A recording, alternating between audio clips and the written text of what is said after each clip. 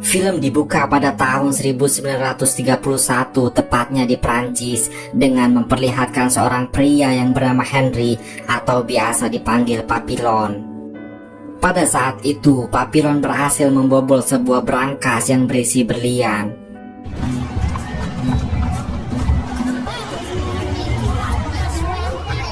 Setelah berhasil mengantongi berlian, ia pun pergi ke sebuah tempat judi.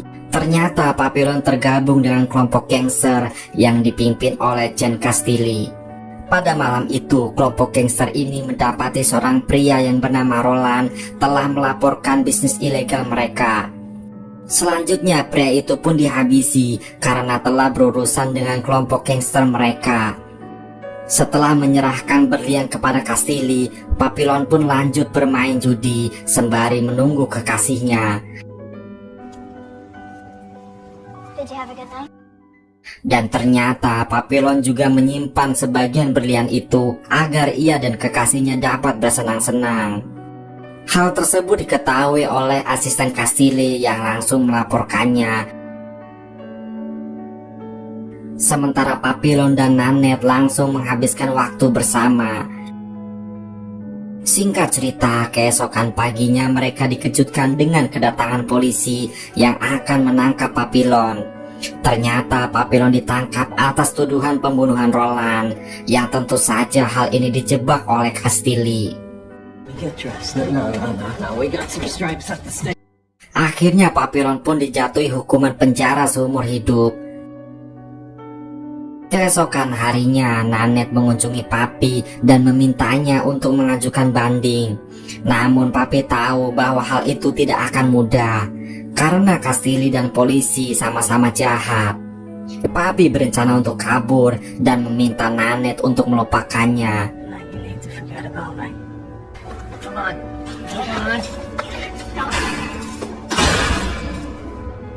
Tak lama kemudian, seorang perampok yang bernama Julot menyarankan Papi untuk membawa uang sebagai biaya kabur.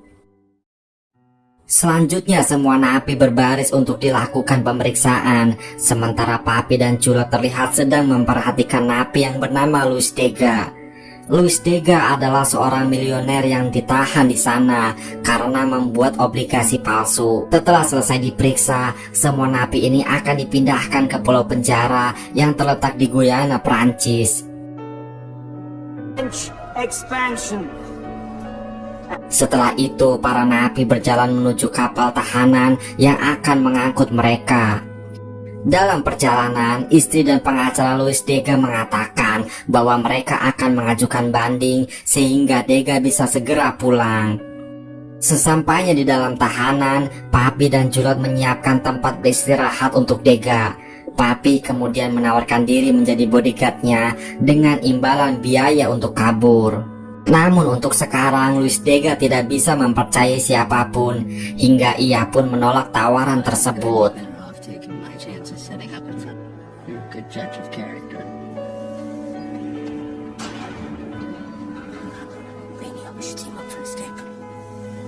Malam harinya saat Degas sedang tidur, ada seorang napi yang merobek perut napi lain tepat di samping Degas hanya untuk mencuri uang. Parahnya lagi, polisi di sana ikut mengambil bagian uang napi itu. Setelah itu, para polisi pun membuang mayatnya ke laut.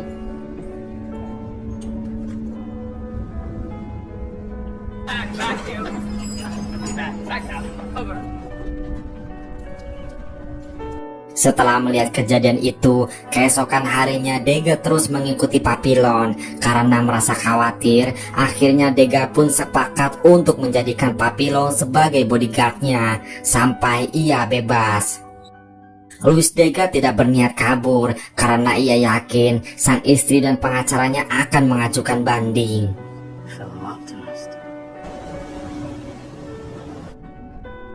Pada malam harinya, penjahat itu kembali melancarkan aksinya. Namun kali ini ia mengincar Louis Degas, namun Papi langsung menghadangnya.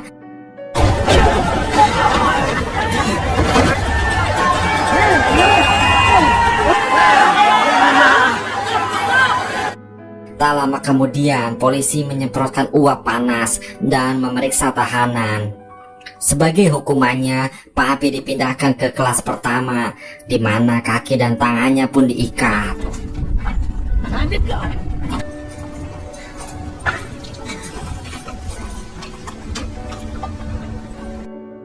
Beberapa hari kemudian, kapal mereka telah tiba di pelabuhan.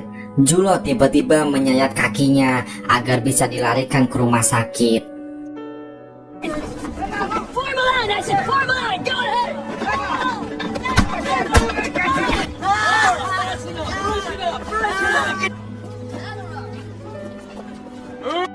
Selanjutnya, para tahanan digiring menuju Camp de la Transportation. Mereka semua dikumpulkan di tengah lapangan.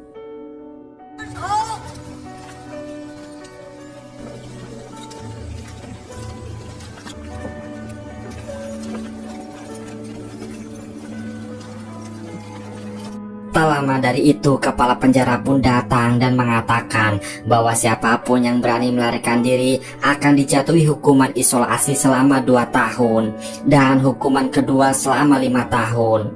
Apabila narapidana berani membunuh sipir, maka mereka akan langsung dieksekusi. Uniknya di penjara ini dalam satu sel diisi oleh banyak napi. Setelah itu, Papi menemui kepala kamar dan meminta pekerjaan di rumah sakit. Kepala kamar itu lantas meminta bayaran sebesar 1.000 euro tanpa adanya nego. Tak perlu waktu lama, Luis Dega langsung membayarnya. 2,000. I don't think so. You think 1,000 is actually fair? For 1,000, you can throw in a pouch of tobacco and a note break. I'm gonna need that right now. Go to the bathroom. Where you going? Pada malam harinya, semua tahanan tidur dengan kaki di borgol.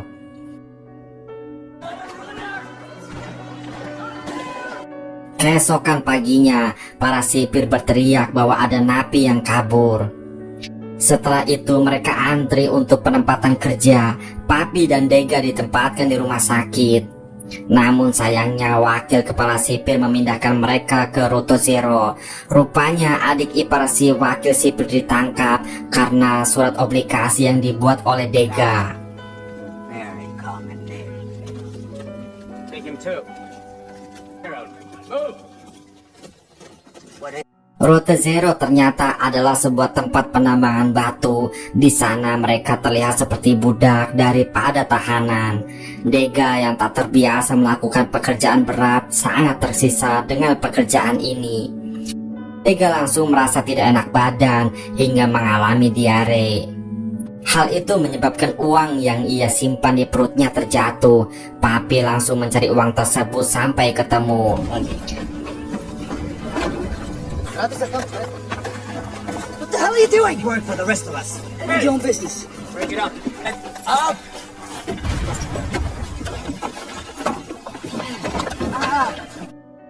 Saat jam istirahat tiba, tiba-tiba salah satu napi yang berada di samping Dega meninggal karena kelelahan. Orang napi senior pun mengambil jatah rotinya dan membagikannya kepada Papi. You stupid one. Here. You want the Navy?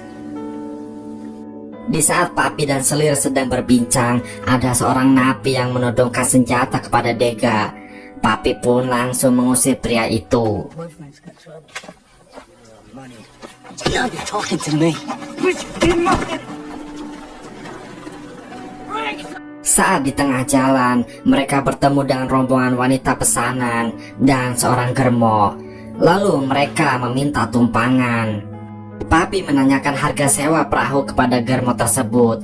Germo tersebut mematok harga 1.000 euro untuk sekali tumpangan perahu. What's the problem? The other side of the river. I would...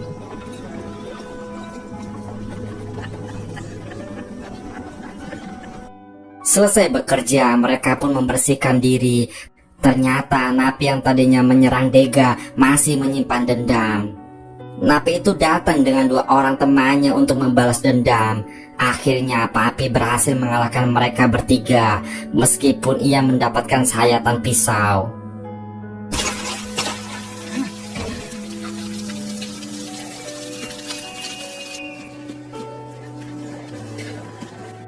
Singkat cerita, setelah berminggu-minggu di penjara, Dega baru menyadari bahwa istrinya tidak melakukan banding untuknya. Ia pun mulai berpikir untuk kabur bersama Papi. I still have to go with Lilibel. Oh, Lily. Keesokan harinya, seluruh tahanan dikumpulkan di lapangan dan disuruh untuk berlutut.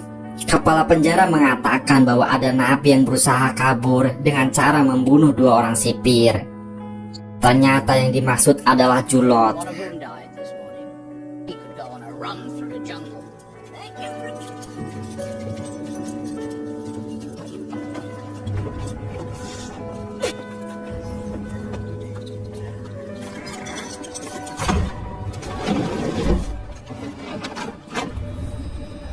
Setelah itu, Papillon dan Dega ditugaskan untuk membawa mayat Julot dan membuangnya ke lautan.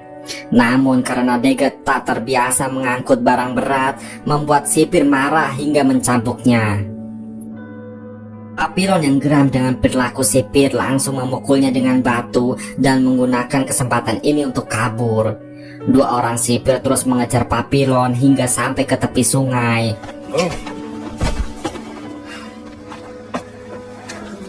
Get up.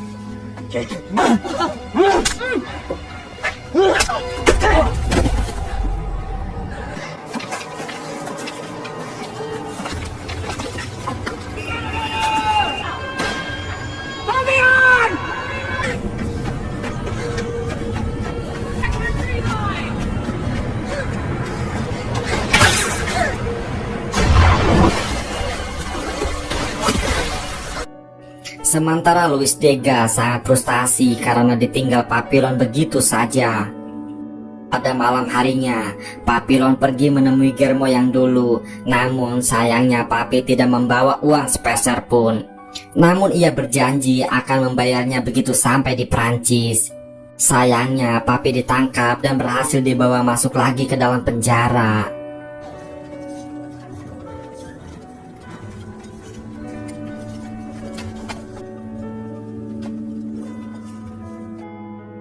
Beruntung sipir yang ia pukuli tidak mati, jadi ia hanya mendapatkan hukuman isolasi di suatu pulau yang bernama San Jose selama 2 tahun.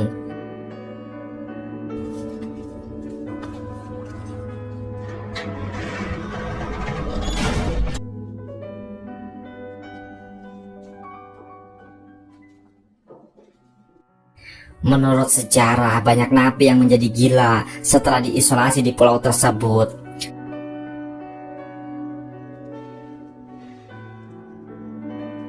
Makanan yang ia dapatkan hanyalah kuah sup yang rasanya menjijikan.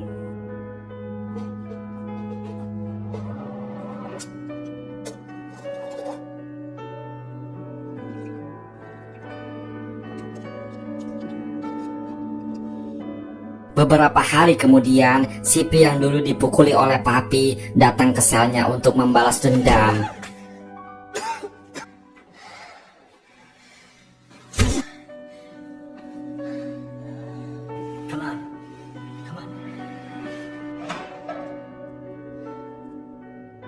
Suatu hari ada yang menaruh kelapa tua ke dalam ember Papillon. Ternyata Luis Dega lah yang mengirim kelapa untuknya dan menuliskan secarik surat. Kelapa pemberian Dega adalah satu-satunya sumber nutrisi yang paling enak, sehingga Papi bisa sedikit berolahraga di dalam sel.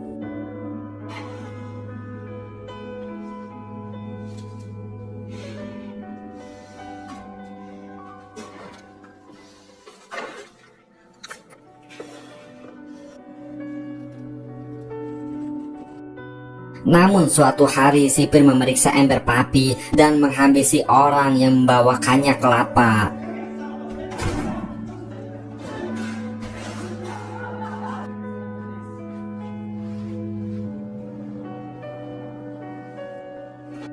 Setelah itu kepala sipir bertanya, sudah berapa lama hal ini terjadi dan siapa orang yang mengirimkan kelapa tua itu. Namun Papillon hanya diam saja, tidak menanggapi kepala penjara. Oleh sebab itu, kepala penjara meminta sipir untuk mengurangi jatah makan Papillon. Hari demi hari pun berlalu, Papillon mulai kekurangan nutrisi dan badannya pun kurus krempeng. Setiap ia mengintip keluar, selalu saja ada mayat yang akan dibuang ke laut.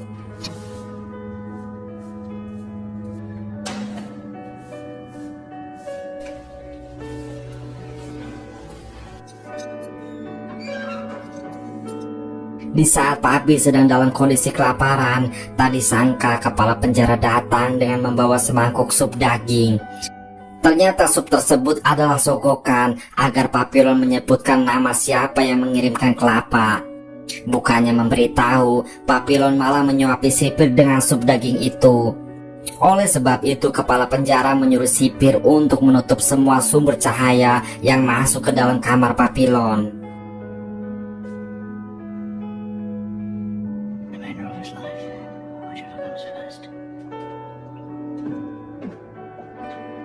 Setelah kamarnya gelap gulita, Papillon malah berhalusinasi melihat brankas ke tembok kamar.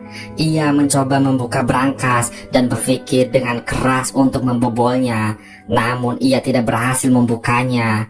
Tapi tiba-tiba brankas itu terbuka sendiri dan membebaskan pikirannya.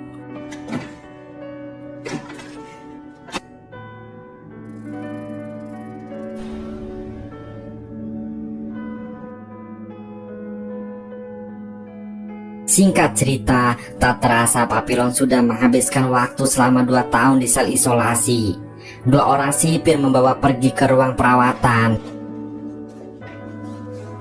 Sementara di sisi lain, Luis Dega sekarang dipekerjakan sebagai administrasi di penjara tersebut. Setelah mengetahui bahwa Papi telah bebas, Luis Dega langsung menuju ruang perawatan untuk menjenguknya. Dengan sangat miris melihat kondisi Papi yang kurus, ia menganggap jika Papi sudah gila karena dikurung di tempat gelap selama 2 tahun. Kemudian Dega bercerita bahwa istrinya tidak pernah mengajukan banding. Istri dan pengacaranya saat ini malah sudah menikah. Mereka berdua hidup bahagia dengan harta yang sudah ia kumpulkan selama ini. Lalu tiba-tiba Papi menanggapi ceritanya. Ternyata Papi tidak gila, ia hanya berpura-pura gila agar dibawa ke rumah sakit. Dega lalu membocorkan agenda penjara bahwa nanti di hari Minggu sipir akan menayangkan film di lapangan. Saat itulah saat yang tepat bagi mereka untuk melarikan diri. Setelah itu Papi kembali berakting agar diberikan obat penenang. Papi dengan sengaja mengumpulkan obat penenang tersebut. This man's mad! Help! Help me! Help me! Help!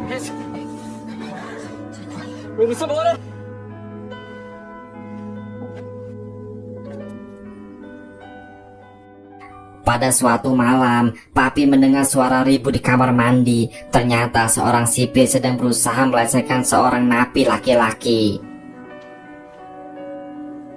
Setelah penjaga pergi, Papi mendekati napi tersebut yang ternyata bernama Maturet. Maturet dipenjara atas kasus pembunuhan. Papi lalu mengajaknya untuk kabur. Tugasnya adalah untuk mengalihkan perhatian penjaga.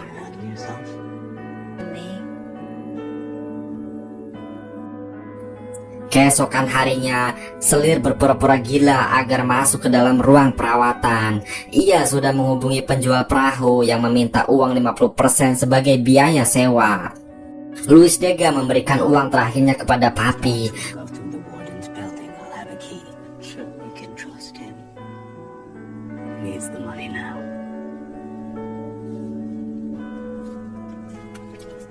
Papi lantas menugaskan Dega untuk mencampur obat penenang itu ke dalam kopi penjaga. Namun saat hendak pergi, seorang tahanan merebut obat tersebut. Dega yang tak bisa berkelahi langsung menggigit tangan pria itu. He's gonna fuck up our plan. He's gonna be fine. Break it up!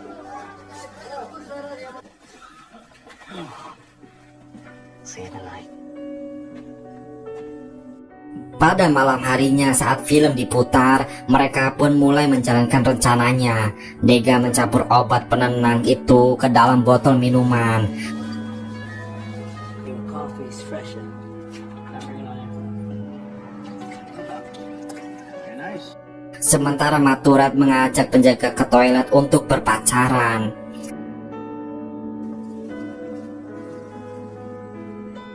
Sedangkan Papi dan Selir membongkar kaki ranjang yang akan dijadikan senjata. Di sisi lain, Dega menuangkan racikannya ke dalam minuman petugas.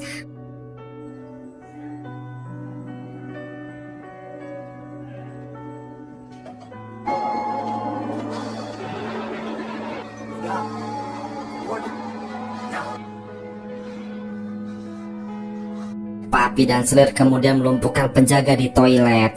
Setelah itu mereka pun turun untuk melumpuhkan para petugas.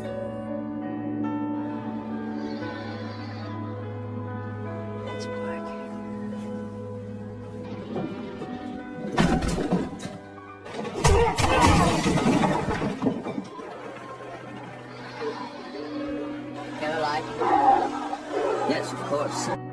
Tanpa diduga hujan pun turun. Semua napi disuruh masuk ke dalam untuk berteduh. Beruntung Dega telah mencuri kunci pintu utama dan pergi memadamkan listrik. Tommy, we gotta move. We can't stay here. Let's go. Come on. You wanna go? Open the gate. What's wrong with you? I saw the keys. They get us up in a set. They won't see us. And then we jump. Mereka melewati jalur patrol petugas ke belakang menara dan melanjutkan melompat ke bawah.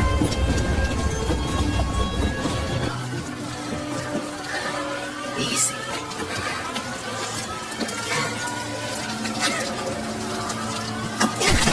Jump.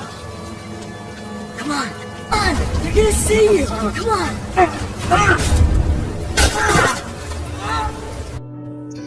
Sayangnya kaki Dega terkilir hingga memperlambat langkah mereka. Setibanya di hutan, mereka ditodong senjata oleh segerombolan orang. Namun ternyata orang tersebut adalah penjual perahu yang menjual perahu kepada mereka. Penjual perahu lantas meminta bayaran kepada mereka. Meskipun awalnya sempat ragu, namun Papi memberikan uangnya. Amy, I'll fuck you. Just keep that between us.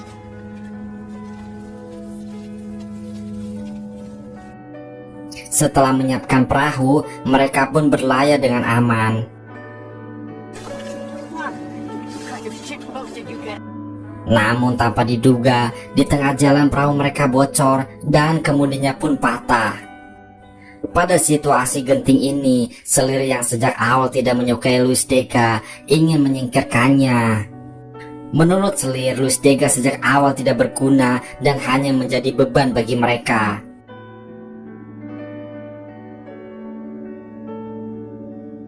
Tak lama kemudian, di depan mereka terlihat sebuah badai besar yang akan segera menerjang.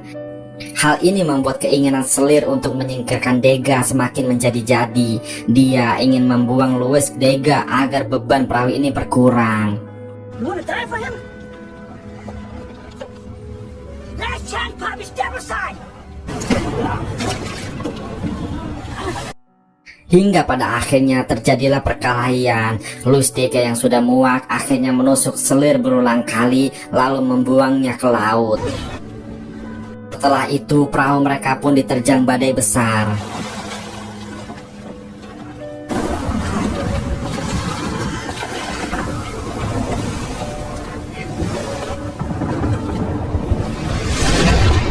Singkat cerita, saat terbangun, Papi sudah berada di pulau dengan penduduk primitif. Tak lama kemudian, ia bertemu dengan seorang biarawati. Biarawati itu mengatakan bahwa ia tahu di mana Papi berasal. We know where you've come from.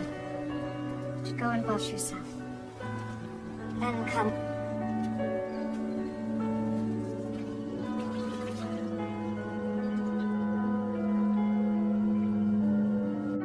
Sementara di sisi lain, Luis Dega masih tak menyangka perbuatannya kepada Selir.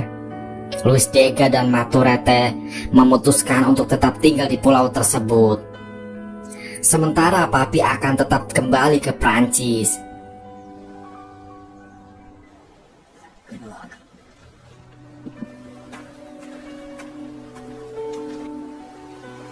Good luck, Nigel. Di tengah perjalanan, Papi melihat mobil polisi dan kembali untuk memberitahu Dega dan Maturet. Namun nahasnya Maturet tewas tertembak. Setelah itu, Louis, Dega, dan Papillon kembali dibawa ke penjara.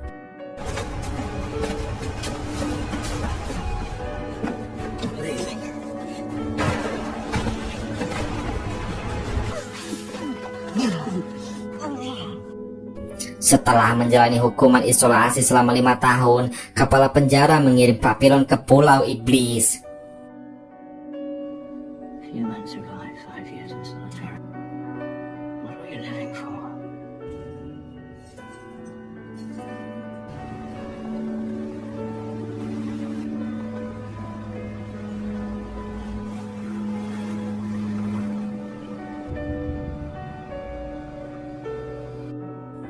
Di dalam penjara ini, hampir semua tahanannya menjadi gila. Namun tak lama, Papi bertemu dengan Louis Dega. Ternyata Dega telah tinggal selama 5 tahun di Pulau Iblis.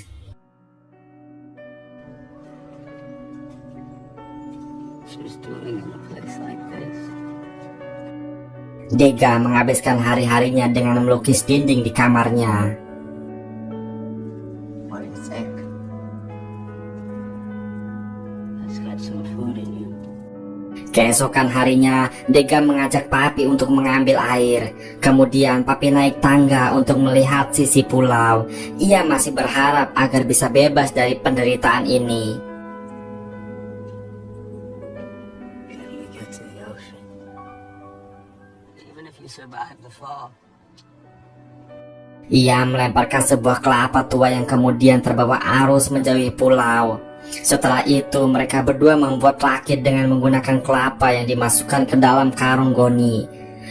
Pada malam itu, mereka pun mempersiapkan perbekalan untuk di perjalanan. Kemudian esoknya, mereka membawa rakit itu ke sisi pulau. Saat Papi menyatukan kedua rakit, Dega ternyata tidak berniat untuk kabur. Ia membuat rakit hanya untuk membantu Papillon. Akhirnya mereka pun berpisah di sini. Concerned about your ability to protect me right now. Let's tie these together. I need to stay. I belong here.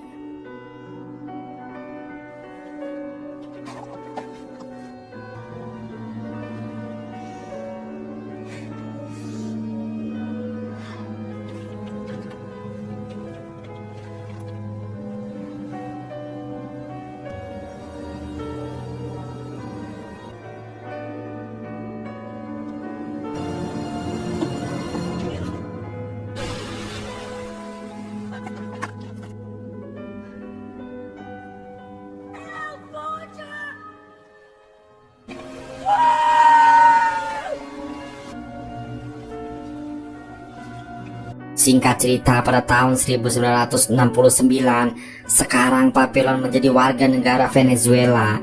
Papi mengunjungi kantor penerbit dan mengajukan beberapa buku yang berisi kisah hidupnya. Buku tersebut lalu diangkat menjadi sebuah film yang berjudul Papillon, dan film pun selesai. Semoga bisa menghibur, dan sampai jumpa di alur cerita seru selanjutnya.